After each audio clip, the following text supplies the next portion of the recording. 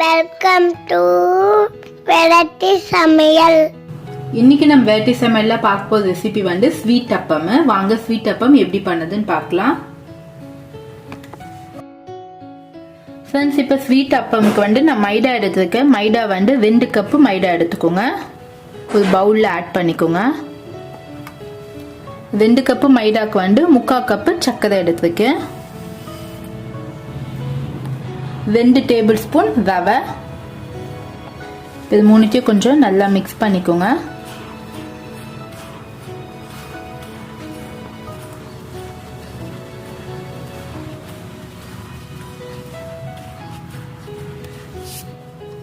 Friends, இப்போ இது கூட ஒரு முட்டையை நம்ம உடச்சி ஆட் பண்ணிக்கலாம். நீங்கள் வெஜிடேரியனாக இருந்தால் நீங்கள் முட்டை ஆட் பண்ண தேவையில்லை. இது ஒரு ஆப்ஷனல் தான்.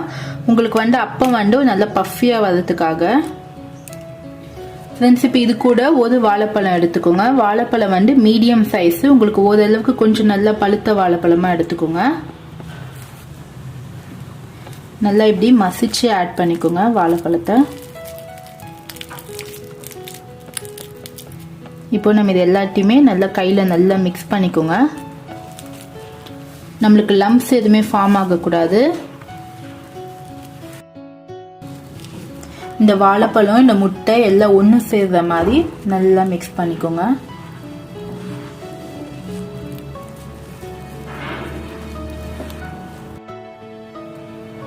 ஃப்ரெண்ட்ஸ், இப்போ நம்ம தண்ணி ஆட் பண்ணி பிசைஞ்சுக்கோங்க. கொஞ்சம் கொஞ்சமாக தண்ணி ஆட் பண்ணிக்கோங்க. மாவு வந்து நம்மளுக்கு கொஞ்சம் திக்காக தான் இருக்கணும்.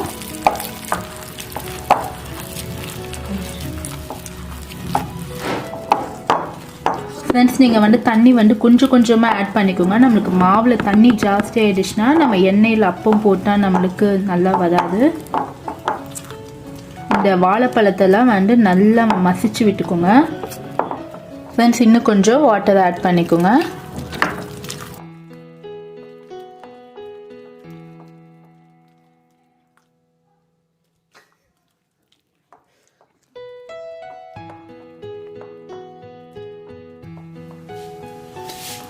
ஃப்ரெண்ட்ஸ், இப்போ பாருங்க, நான் 1 கப் அளவு தண்ணி ஊற்றிருக்கேன். நம்மளுக்கு இந்த மாதிரி ஊற்றுற அந்த ஸ்டேஜுக்கு இருக்கணும்.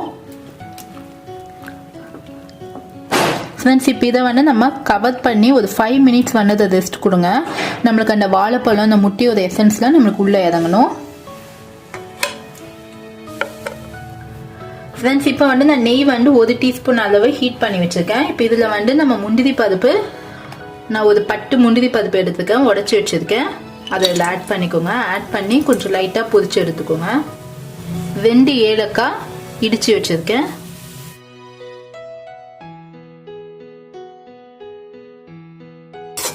ஃப்ரெண்ட்ஸ், இது ரொம்ப வந்து உங்களுக்கு பொரிய தேவையில்ல. ஓரளவுக்கு நம்மளுக்கு கொஞ்சம் ப்ரௌன் கலர் சேஞ்ச் ஆனோன்னா உடனே ஆஃப் பண்ணிடுங்க. இது வந்து நமக்கு சாப்பிடச்சோ ஒரு கிரன்ச்சி ஃபீல் கிடைக்கும். உங்களுக்கு தேங்காய் வேணும்னா தேங்காய் கூட இந்த மாதிரி நீங்கள் நெய்யில் கொஞ்சம் வறுத்து நீங்கள் போட்டுக்கிட்டிங்கன்னா சாப்பிடும் போது நல்லாயிருக்கும். நான் இன்னைக்கு தேங்காய் ஆட் பண்ணல.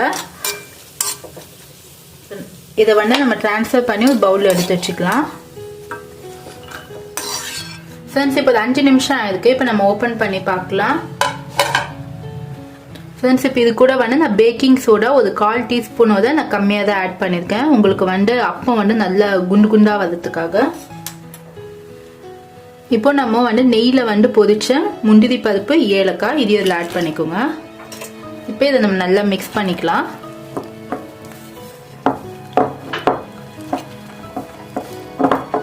ஃப்ரெண்ட்ஸ், நம்ம வாழைப்பழம் ஆட் பண்ணியிருக்கிறதால ரொம்ப நேரம் வந்து நீங்கள் ஊற வெட்டக்கூடாது. ஒரு 5 மினிட்ஸ் போதும். நெக்ஸ்ட் இது வந்து இது சுட சுட சாப்பிட்டாதான் உங்களுக்கு நல்லா இருக்கும். இந்த ரெசிபி வந்து ஒரு 10லேருந்து 15 நிமிஷத்துக்குள்ள நீங்க இதை பண்ணிடலாம். ஃப்ரெண்ட்ஸ், இப்போ நமக்கு அப்பம் பொரிக்கிறதுக்கு எண்ணெய் வந்து நம்மளுக்கு நல்லா ஹீட் ஆயிடுச்சு. ரொம்ப ஹீட் பண்ணிடாதீங்க. நீங்க அப்பம் ஊட்டும் போதும் கொஞ்சம் வந்து ஃப்ளேமை வந்து மீடியம்ல வச்சுக்கோங்க.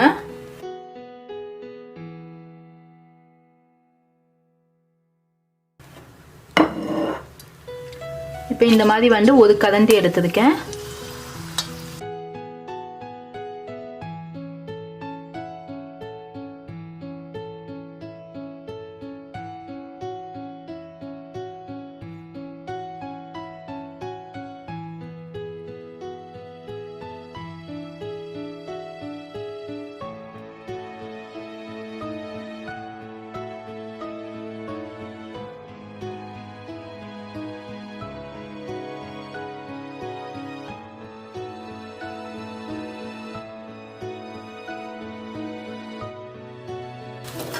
ஃப்ரெண்ட்ஸ் இப்போ பொறுமையாக டர்ன் பண்ணி போட்டுக்கோங்க.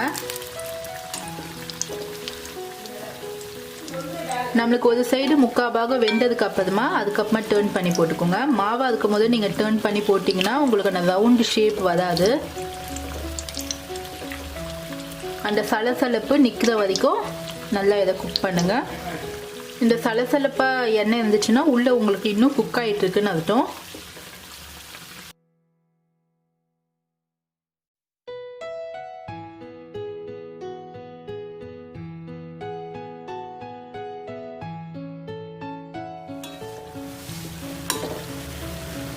ஃப்ரெண்ட்ஸ் இப்போ பாருங்கள், இப்போ நம்மளுக்கு 2 சைடுமே நல்ல ப்ரௌன் கலரில் குக் ஆயிடுச்சு. இப்போ நம்ம பிளேட்டுக்கு ட்ரான்ஸ்ஃபர் பண்ணிடலாம்.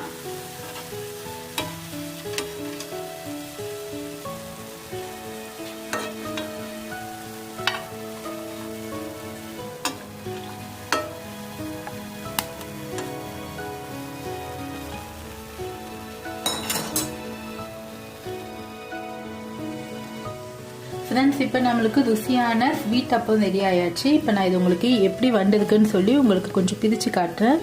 இங்கே உள்ள நம்மளுக்கு எந்த அளவுக்கு குக் ஆகிருக்கு பாருங்கள். நல்லா சாஃப்டாக இருக்கு. அப்போது நம்மளுக்கு உள்ளே போட்டால் இந்த வாழைப்பழம் முட்டை எல்லாமே நம்மளுக்கு ஈவனாக குக் ஆகிருக்கு.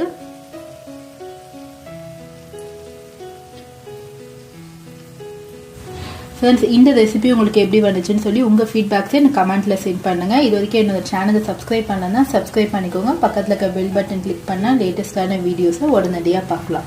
சுவையான உணவுடன் ஆரோக்கியமான வாழ்வு. தேங்க்யூ.